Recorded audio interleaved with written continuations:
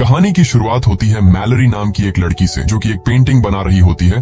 Malory pregnant है और कुछ ही दिन बाद उसका बच्चा पैदा होने वाला है। तभी उसकी बहन जेसिका आती है और मैलरी से कहती है कि तुमने टीवी पर न्यूज देखा है, न्यूज में कुछ अजीब सी खबरें दिखाई जा रही हैं। मैलरी जब न्यूज देखती है तो उसे पता चलता है कि रशिया में एक ऐसी बीमारी फैल गई है जिसमें इंसान अपने दिमाग पर कंट्रोल खो देता है और यह बीमारी उस इन्फेक्टेड इंसान को खुद की जान लेने पर मजबूर कर देती है। रिपोर्टर बताता है कि अब तक पूरी तरह से किसी को भी पता नहीं है कि यह एक बीमारी है या फिर कोई वायरस। बस अचानक किसी चीज को देखकर लोग अपने आप पे कंट्रोल खोकर बेरहमी से अपनी जान ले लेते हैं। न्यूज में बताया जाता है कि यह बीमारी लाखों लोगों में फैल गई है और अब यह बीमारी रशिया से दूसरी कंट्रीज में भी फैल रही है।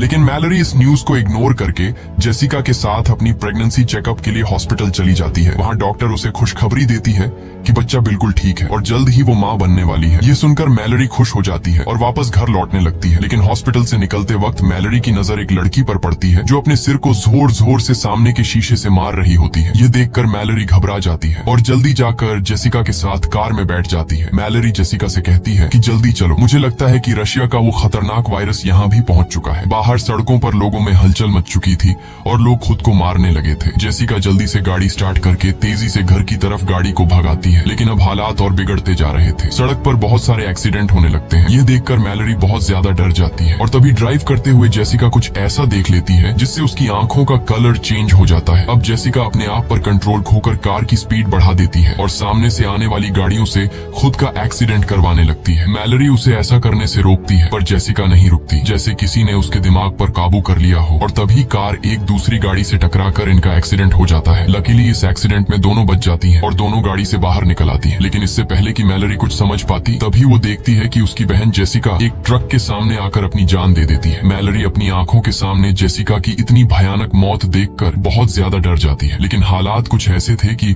उसे अपनी बहन की डेड बॉडी के पास जाने का टाइम भी नहीं मिलता। वो देखती है कि चारों तरफ लोगों में भगदड़ मची हुई है और मैलरी भी उन्हीं लोगों में शामिल होकर आगे की तरफ दौड़ने लगती है। लेकिन पीछे से उसे कोई धक्का देकर नीचे गिरा देता है। तभी एक औरत उसकी मदद करने आती है, लेकिन इससे पहले कि वो मैलरी को उठा पाती, तभी उसे भी सामने कोई चीज दिखाई देती है और वो औरत भी जेसिका की तरह एक जलती हुई कार में बैठकर अपनी जान दे देती है। इसी बीच टॉम नाम का एक बंदा आता है। वो मैलरी को उठाकर पास के घर के अंदर ले आता है। इस घर में पहले से कुछ लोग मौजूद होते हैं और ये लोग भी अचानक से ये सब देखकर बहुत ज्यादा डरे हुए होते हैं। घर के अंदर मौजूद सभी लोग एक दूसरे से पूछते हैं कि आखिर क्या हो रहा है, पर किसी को कुछ पता नहीं होता। इसलिए ये लोग टीवी ऑन करते हैं। न्यूज में बताया जाता है कि बाहर कुछ ऐसी चीज मौजूद है जिसे देखते ही लोग पागल हो जाते हैं और खुद को मारने पर उतर आते हैं। रिपोर्टर बताता है कि यह वायरस पूरी दुनिया में फैल चुका है, इसलिए जो कोई भी इस वायरस से इन्फेक्टेड नहीं हुआ है उसे चाहिए कि वो अपने घर की सारी खिड़की दरवाजे बंद रखे और घर से बाहर निकलने की गलती बिल्कुल न करे। ये लोग जल्दी से घर की सभी खिड़कियां बंद कर देते हैं और साथ ही साथ खिड़कियों के शीशे भी पेपर से ढक देते हैं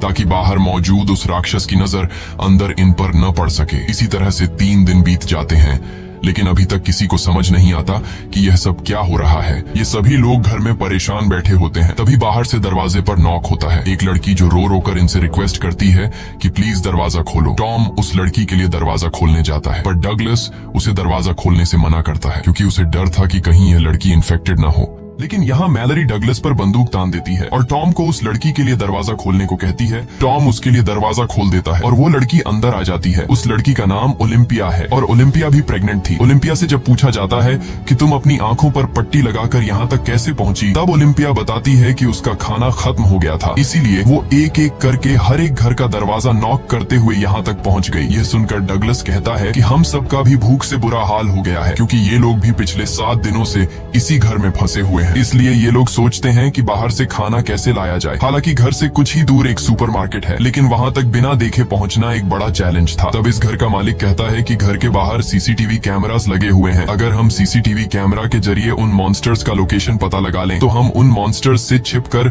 सुपरमार्केट तक पहुंच सकते हैं। और घर का मालिक कहता है कि मुझे नहीं लगता कि इस मॉन्स्टर को स्क्रीन पर भी देखने से इंसान इन्फेक्टेड हो सकता है, लेकिन बाकी सब इसे ऐसा करने से मना कर देते हैं। तब घर का मालिक कहता है कि अगर हमने यह कदम नहीं उठाया तो हम सब भूख से मर जाएंगे। ये सुनकर बाकी लोगों को भी उसकी बात सही लगती है। सब लोग इसे चेयर के साथ रस्सी से बांध लेते हैं ताकि अगर वो इन्फेक्टेड भी हो जाए तो यह खुद को न मार सके, क्योंकि उस मॉन्स्टर को जो भी देख लेता वह खुद को मारने पर उतर आता। इसके बाद बाकी लोग इसे यहीं पर छोड़कर दूसरे रूम में चले जाते हैं और ये बंदा स्क्रीन की तरफ देखने लगता है। कुछ देर बाद स्क्रीन पर हमें एक हवा का झोंका नजर आता है और हम देखते हैं कि उसके चेहरे के एक्सप्रेशंस बदलने लगते हैं। देखते ही देखते उसकी आंखों का कलर चेंज हो जाता है। कुछ देर बाद उस रूम से तेज चिल्लाने की आवाजें आने लगती हैं। यह सुनकर बाकी लोग भी उसके पास दौड़ कर आते हैं, लेकिन उनके पहुंचने से पहले ही घर का मालिक अपना सिर सामने के टेबल पर पटक कर खुद को मार देता है। यह सब देखकर वो लोग बहुत ज्यादा डर जाते हैं और उन्हें एक बात समझ आ जाती है कि इस मॉन्स्टर को चाहे स्क्रीन पर देख लो या फिर आंखों के सामने, ये आपको मारकर ही रहेगा। उसके बाद ये लोग मॉनिटर स्क्रीन को तोड़ देते हैं ताकि गलती से भी इन लोगों की नजर उस मॉन्स्टर पर न पड़ सके। इस तरह से एक दिन और गुजर जाता है और अब उनका भूख से बुरा हाल हो चुका था, इसलिए ये लोग सुपरमार्केट तक जाने का एक दूसरा प्लान बनाते हैं। टॉम कहता है कि हम जीपीएस का यूज करके कार के जरिए उस मार्केट तक पहुंचेंगे, जिसके बाद ये लोग कार के शीशे पेंट से ढक देते हैं ताकि ये लोग न ही बाहर का नजारा देख सकें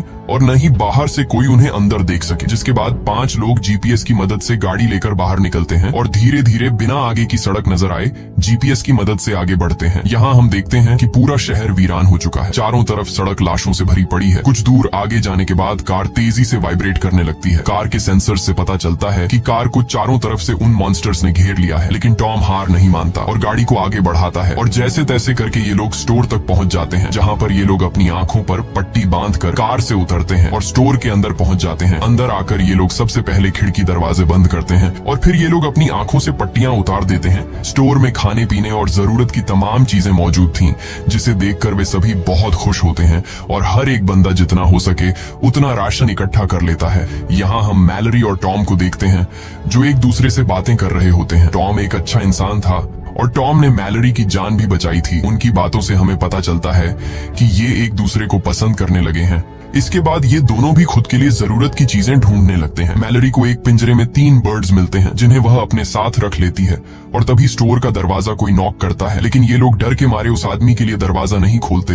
तब वह आदमी रो रो कर रिक्वेस्ट करता है कि प्लीज दरवाजा खोल दो। अब इन लोगों को उस आदमी पर तरस भी आता है और उन्हें डर भी था कि कहीं यह आदमी इन्फेक्टेड ना हो, इसलिए ये लोग पहले से उस आदमी के लिए दरवाजे पर तैयार खड़े हो जाते हैं ताकि उन्हें अगर उस आदमी पर जरा सा भी शक हो कि यह इन्फेक्टेड है तो उसे मार देंगे। ये लोग जैसे ही उसके लिए दरवाजा खोलते हैं, वह आदमी जबरदस्ती घुसने लगता है और कहता है कि ये मॉन्स्टर्स बहुत ही खूबसूरत हैं, तुम सभी को इसे देखना चाहिए। यह सुनकर ये लोग समझ जाते हैं कि यह आदमी भी इन्फेक्टेड है। अब उनके पास उस आदमी को बाहर निकालने का कोई रास्ता नहीं था, इसलिए चार्ली सबको बचाने के लिए उस आदमी को जोर से धक्का देकर बाहर धकेल देता है और खुद भी उसके साथ बाहर चला जाता है। बाहर वह बंदा चार्ली को बुरी तरह से मार देता है और चार्ली ने अपने साथियों की जान बचाने के लिए अपनी जान दे दी। यहाँ मैलरी नोट करती है कि जब वो मॉन्स्टर्स करीब हों तो बर्ड्स शोर करने लगते हैं और अब ये बर्ड्स उनके लिए एक बड़ा सहारा बनेंगे। उसके बाद बाकी बचे 4 लोग राशन लेकर वापस लौट आते हैं और उन सबको चार्ली की मौत का बहुत दुख था। अब रात हो जाती है और हम देखते हैं कि सभी लोग अपने अपने रूम में चले गए हैं और तभी बाहर दरवाजे पर कोई नॉक करता है। ओलिम्पिया को जब पता चलता है कि बाहर दरवाजे पर कोई है तो वो बिना सोचे समझे उस आदमी को घर के अंदर ले आती है, लेकिन तभी मैलरी उसे देख लेती है और उसे गन से शूट करने की धमकी देती है। यहाँ पर घर के बाकी लोग भी कमरों से बाहर निकल आते हैं और एक अनजान आदमी को देखकर ये लोग डर जाते हैं और ओलिम्पिया पर चिल्लाने लगते हैं कि तुमने इस आदमी को अंदर क्यों लाया। ओलिम्पिया कहती है कि मैं अकेले बाहर रह चुकी हूँ, मुझे पता है कि अकेले बाहर रहना कितना मुश्किल है, इसीलिए मुझे इस आदमी पर तरस आकर मैंने उसे अंदर लाया। और यहाँ ये आदमी जिसका नाम गैरी है वो बताता है कि प्लीज मुझे घर से बाहर मत निकालो। वो कहता है कि मेरे घर में कुछ साइको लोग घुस आए थे जिन्होंने मेरे दोस्तों की आंखें जबरदस्ती खोल दी और उन्हें उस शैतान को दिखा दिया जिसे देखते ही मेरे सारे दोस्तों ने सुसाइड कर लिया, पर मैं किसी तरह बचकर भागते भागते यहाँ तक पहुँच गया। यहाँ हमें पता चलता है कि जो कोई भी उस शैतान को देख लेता है तो वो शैतान उस इंसान को कुछ ऐसा दिखाता है जिससे वो बहुत ज्यादा डर जाता है। यानी यह शैतान उस इंसान को उसकी जिंदगी का सबसे बड़ा दुख या फिर नुकसान दिखाता है। ये दुख इतना गहरा होता है कि वो सह नहीं पाता और अचानक बहुत ही ज्यादा डिप्रेशन में जाकर वो इंसान खुद को मार देता है। यहाँ गैरी कुछ और बातें भी बताता है।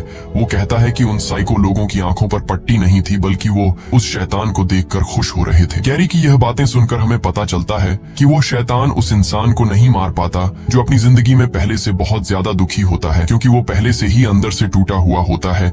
इसलिए वो इंसान जो पहले से अपनी जिंदगी डिप्रेशन में गुजार रहा हो, उस पर शैतान की इस चाल का ज्यादा असर नहीं होता, बल्कि शैतान उसे अपना गुलाम बना लेता है ताकि इंसान के रूप में रहते हुए ये लोग और इंसानों का शिकार कर सकें। अब क्या गैरी भी उस शैतान का एक पपेट है या फिर इन्हीं की तरह एक आम इंसान, ये तो हमें आगे पता चलेगा। यहाँ सब लोग गैरी को घर में रहने की इजाजत दे देते हैं, लेकिन डगलस को गैरी पर बिल्कुल भरोसा नहीं होता और वो गुस्से में गन लेकर उसे बाहर निकलने की धमकी देता है। पर तभी पीछे से शर्ला आकर डगलस को सर पर किसी चीज से मारकर बेहोश कर देती है और सब मिलकर डगलस को दूसरे कमरे में बंद कर देते हैं और गैरी सबका शुक्रिया अदा करता है। उसके बाद अगले दिन अचानक मैलरी और ओलिम्पिया दोनों को एक साथ लेबर पेन्स शुरू हो जाते हैं। टॉम और शर्ला उनकी मदद करते हुए दोनों को ऊपर के कमरे में ले जाते हैं, लेकिन गैरी नीचे ही रहता है और उसकी हरकतें भी कुछ अजीब सी होने लगती हैं। वो शैतान की ढेर सारी तस्वीरें निकालकर टेबल पर रख देता है और उसकी आंखें देखकर हमें पता चलता है कि गैरी भी शैतान के कंट्रोल में है। इसी बीच मैलरी और ओलिम्पिया अपने बच्चों को जन्म देती हैं। ओलिम्पिया को एक बेटी होती है और मैलरी को एक बेटा। लेकिन नीचे पिंजरे में बंद पंछी शोर करने लगते हैं, जिसे गैरी तंग होकर पिंजरे को उठाकर फ्रिज में बंद कर देता है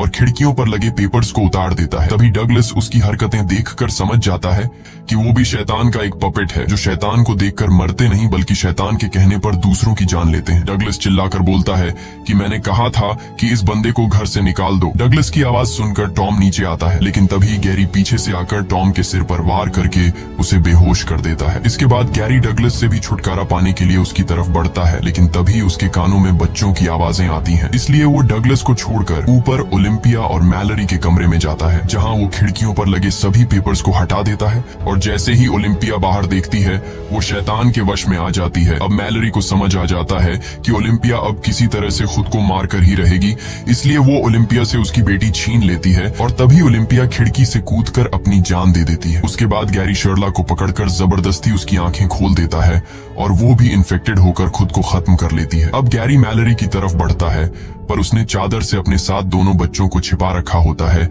इसलिए अभी तक वो ठीक रहती है। पर गैरी उसे चादर छीनकर बाहर देखने के लिए उकसाने लगता है, लेकिन तभी वहां डगलस बंदूक लेकर पहुंचता है और अपनी आंखें बंद करके गैरी को शूट करने की कोशिश करता है। पर गैरी को पता होता है कि डगलस को नजर नहीं आ रहा, इसलिए वो मौके का फायदा उठाते हुए दौड़कर डगलस को अपने साथ ऊपर के फ्लोर से नीचे ग्राउंड फ्लोर पर गिरा देता है। गैरी डगलस को सीजर से मार देता है, ये कहते हुए कि तुम उस शैतान की खूबसूरती को नहीं देख पाओगे। इसी बीच टॉम को होश आता है और किसी तरह शॉर्ट गन उठाकर गैरी को मारकर खत्म कर देता है। उसके बाद टॉम ऊपर जाकर मैलरी और बच्चों को शांत करता है। अब सिर्फ टॉम, मैलरी और 2 बच्चे जिंदा बचे थे। इसके बाद 5 साल के बाद का सीन दिखाया जाता है, जहां मैलरी और टॉम अब रिलेशनशिप में हैं और बच्चे भी बड़े हो चुके हैं, लेकिन खतरा अभी तक टला नहीं। बाहर अभी भी शैतान के कंट्रोल में लोग घूम रहे थे और वो नॉर्मल इंसानों को पकड़कर मार डालते थे। ये लोग पिछले 5 सालों से इसी तरह से चुपचाप जिंदगी गुजार रहे हैं। मैलरी ने बच्चों को इस मुश्किल स्थिति में सरवाइव करने के सभी तरीके सिखा दिए थे। यहाँ आप लोगों को भी पता चल चुका होगा कि जो लड़का है वो मैलरी का अपना बेटा है, लेकिन ये लड़की मैलरी की बेटी नहीं, बल्कि ये लड़की ओलिम्पिया की बेटी है, जो मरने से पहले ओलिम्पिया ने मैलरी के हवाले कर दी थी। एक दिन रेडियो से आवाज आती है जिसमें रिक नाम का एक आदमी बताता है कि हम जहाँ पर हैं ये जगह पूरी तरह से सेफ है। यहाँ पर हमारी एक कॉलोनी है, इस कॉलोनी में खाने पीने और जरूरत की तमाम फैसिलिटीज मौजूद हैं। वो आदमी बताता है कि अगर तुम लोग यहाँ आना चाहते हो तो नदी के बहाव के साथ आओ। जब नदी का बहाव सबसे तेज होगा तो वहीं पास के जंगल के बीच हमारी कॉलोनी मिल जाएगी। वहाँ बहुत सारे बर्ड्स हैं जिनकी आवाज सुनकर तुम हमें ढूंढ सकते हो। और हाँ, नदी के बहाव के साथ यहाँ आने में तुम्हें 2 दिन लगेंगे। टॉम उस आदमी पर भरोसा करके वहाँ जाना चाहता था, पर मैलरी वहाँ जाने से मना करती है। वो कहती है शायद ऐसा भी हो सकता है कि वो इंसान इन्फेक्टेड हो जो हमें यहाँ से निकाल कर मार देना चाहता हो। रात को टॉम मैलरी को समझाता है कि अगर हमें जिंदा रहना है तो वहाँ जाना ही पड़ेगा। आखिर कब तक हम लोग यहाँ इस तरह से ब्लाइंड जिंदगी गुजारेंगे। अगले दिन जब ये लोग सामान लेने बाहर जाते हैं तभी कुछ साइको लोग उन पर हमला करने पहुंच जाते हैं। टॉम मैलरी और बच्चों को समझाता है कि यही वक्त है यहाँ से निकलने का। मैं उन लोगों को बातों में उलझाता हूँ, तुम लोग चुपके से पीछे के रास्ते से यहाँ से निकल जाना। और नदी से होते हुए रेडियो पर बताई गई जगह पर पहुंच जाना। लेकिन मैलरी टॉम को इस तरह से अकेले नहीं छोड़ना चाहती थी। तब टॉम कहता है कि हमें जिंदा रहने के लिए किसी एक को तो अपनी जान देनी पड़ेगी। इसके बाद टॉम मैलरी और बच्चों को पीछे के रास्ते से निकाल देता है और खुद अपनी आंखों पर पट्टी बांधकर शॉटगन लेकर उन साइको लोगों के सामने आता है। वे लोग टॉम को पट्टी हटाने के लिए कहते हैं, लेकिन टॉम उन्हें बातों में उलझाने की कोशिश करता है ताकि मैलरी बच्चों को लेकर यहाँ से निकल सके। पर तभी वे लोग मैलरी को जाते हुए देख लेते हैं। अब इससे पहले कि वे लोग मैलरी को पकड़ने के लिए उसके पीछे जाते, तभी टॉम गोलियां चलाकर 2 लोगों को मार देता है। इस दौरान वो खुद भी घायल हो जाता है और अब बिना देखे बाकियों को खत्म करना उसके लिए मुश्किल हो रहा था। इसलिए वो अपनी आंखों से पट्टी हटा देता है और वहां पर मौजूद 2 और लोगों को भी मार देता है। अब सिर्फ एक ही साइको इंसान बचता है और जब टॉम उस आखिरी बचे हुए साइको इंसान को मारने जाता है, तभी वो शैतान भी वहां पर पहुंच जाता है और वो शैतान टॉम को अपने वश में करने लगता है। लेकिन पूरी तरह से वश में आने से पहले टॉम उस आखिरी बचे आदमी को भी मार देता है और फिर उसी गन से खुद भी अपनी जान ले लेता है। वहीं मैलरी गोली की आवाज सुनकर समझ जाती है कि टॉम अब मर चुका है। वो बहुत ज्यादा रोती है क्योंकि इस मुश्किल वक्त में टॉम ही उसका सहारा था। जिसके बाद वो रेडियो पर बताए हुए ठिकाने पर जाने की तैयारी करने लगती है। वो बच्चों को समझाती है कि यह सफर बहुत मुश्किल होगा, लेकिन हमें जिंदा रहने के लिए वहां पर जाना ही होगा। और एक बात ध्यान से सुनो, चाहे जो भी हो जाए, तुम दोनों को अपनी आंखों से पट्टी नहीं उतारनी है, वरना तुम दोनों मारे जाओगे। इसके बाद मैलरी खुद के और अपने बच्चों की आंखों पर पट्टी बांधकर नदी की तरफ निकल पड़ती है और रस्सी का सहारा लेते हुए नदी तक पहुंच जाती है, जहां ये लोग एक बोट में बैठकर नदी के बहाव के साथ आगे बढ़ने लगते हैं। मैलरी अपने साथ पिंजरे में बंद उन बर्ड्स को भी रखती है। कुछ घंटों के सफर के बाद मैलरी रेडियो के जरिए उस कॉलोनी में रहने वाले लोगों से कांटेक्ट करती है जहां वो जा रही है। लेकिन तभी पिंजरे में बंद परिंदे शोर करने लगते हैं और उसी वक्त एक डरावनी आवाज मैलरी को बार बार पुकारने लगती है, पर वो सब कुछ इग्नोर करके आगे बढ़ना जारी रखती है। कुछ ही दूर जाने के बाद वो आवाज उसके और करीब होने लगती है। अब हम देखते हैं कि एक आदमी मैलरी के काफी करीब आकर उससे कहता है कि तुम अपनी आंखों से पट्टी निकाल दो, तुम यहाँ पर सेफ हो और मेरे पास खाना भी है। लेकिन मैलरी बच्चों को चादर से छिपाकर गन से चारों तरफ शूट करने लगती है, जिससे वो आदमी समझ जाता है कि मैलरी अपनी आंखों से पट्टी नहीं हटाएगी। इसलिए वो आदमी बोट के पास आकर मैलरी पर हमला कर देता है और जबरदस्ती मैलरी की आंखों से पट्टी हटाने की कोशिश करता है। और यह आदमी भी गैरी की तरह मैलरी से कहता है कि तुम्हें अपनी आंखों से पट्टी हटाकर उस शैतान को देखना चाहिए, वो बहुत ज्यादा खूबसूरत है। लेकिन मैलरी खुद को बचाने के लिए एक हथियार से उस पर हमला कर देती है और उसे मारकर वहां से बच निकलती है। इस तरह से सफर करते हुए मैलरी और बच्चों को 24 घंटे गुजर चुके थे और ये लोग बहुत ज्यादा थक जाते हैं। तभी अचानक बोट एक ट्रक से टकराती है, जिससे उसका बेटा और खाने पीने का सामान पानी में गिर जाता है। अब मैलरी अपने बेटे को तो पानी में डूबने से बचा लेती है, लेकिन इनके पास जो खाने पीने की चीजें थीं, वो नदी में बह जाती हैं। ये देखकर मैलरी बहुत ज्यादा परेशान हो जाती है, क्योंकि अगर उन्हें खाने पीने की चीजें नहीं मिली तो वो भूख से मर जाएंगे। इसलिए मैलरी खाना ढूंढने के लिए बोट को नदी के किनारे लगाती है और बच्चों से कहती है, चाहे कुछ भी हो जाए तुम दोनों बोट पर ही रहना और अपनी आंखों से पट्टी बिल्कुल भी मत निकालना। इसके बाद वो बोट से एक रस्सी बांधकर खाने पीने की चीजें ढूंढते हुए जंगल के बीच एक घर में पहुंचती है और वहां उसे कुछ खाने पीने की चीजें मिल भी जाती हैं। लेकिन सामान लेकर जब वो वापस लौटने वाली होती है, तभी वो शैतान उसके पीछे पड़ जाते हैं और मैलरी को इंसानों की आवाज में बुलाने लगते हैं। मैलरी गोलियां चलाते हुए तेजी से वहां से भागती है। गोलियों की आवाज सुनकर ओलिम्पिया की बेटी खुद को रस्सी से बांधकर बोट से उतरती है और मैलरी को ढूंढने के चक्कर में सीधे उस शैतान के पास चली जाती है। लेकिन तभी मैलरी उसे खींचकर वापस ले आती है और गुस्से में उसे डांटती है कि मैंने तुमसे कहा भी था कि बोट से मत उतरना। इसके बाद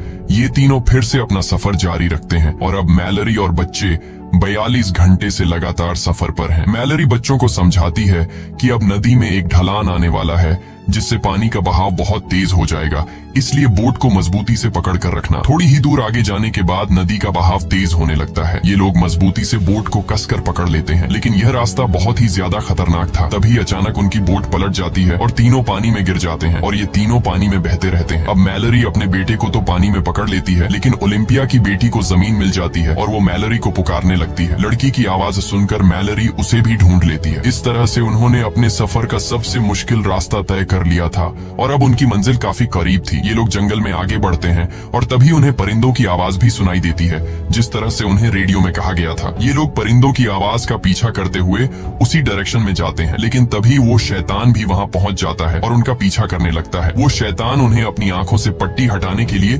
बहकाने की कोशिश करता है, लेकिन मैलरी बच्चों से कहती है कि आवाज पर ध्यान मत दो और आगे बढ़ते रहो। आगे बढ़ते दौरान अचानक मैलरी नीचे गड्ढे में गिर जाती है और बेहोश हो जाती है। बच्चे भी परेशान हो जाते हैं कि मैलरी कहाँ गई। वे लोग मैलरी को यहाँ वहाँ ढूंढने लगते हैं और मौके का फायदा उठाते हुए वो शैतान मैलरी की आवाज में बच्चों से पट्टी उतारने को कहता है। ना समझ बच्चे शैतान को मैलरी समझकर अपनी आंखों से पट्टी उतारने लगते हैं, पर तभी सही समय पर मैलरी होश में आ जाती है और जोर से चिल्लाकर बच्चों को पट्टी उतारने से रोक लेती है और उनकी आवाज को फॉलो करते हुए बच्चों के पास आ जाती है। इसके बाद मैलरी उन्हें लेकर बर्ड्स की आवाज सुनते हुए भागना शुरू करती है, क्योंकि इस बीच वो शैतान बिल्कुल उनके पीछे पड़ा हुआ था और हर एक संभव कोशिश करके इन लोगों को कॉलोनी में एंटर होने से रोकने की कोशिश कर रहा था। पर ये लोग शैतान को इग्नोर करके फाइनली उस जगह तक पहुंच जाते हैं और मैलरी जल्दी दरवाजा खोलने के लिए इन लोगों से रिक्वेस्ट करती है। वो लोग उन्हें अंदर ले आते हैं और सबसे पहले उनकी आंखें चेक करके कंफर्म किया जाता है कि वो इन्फेक्टेड हैं या नहीं। जब उन्हें पता चलता है कि ये तीनों इन्फेक्टेड नहीं हैं,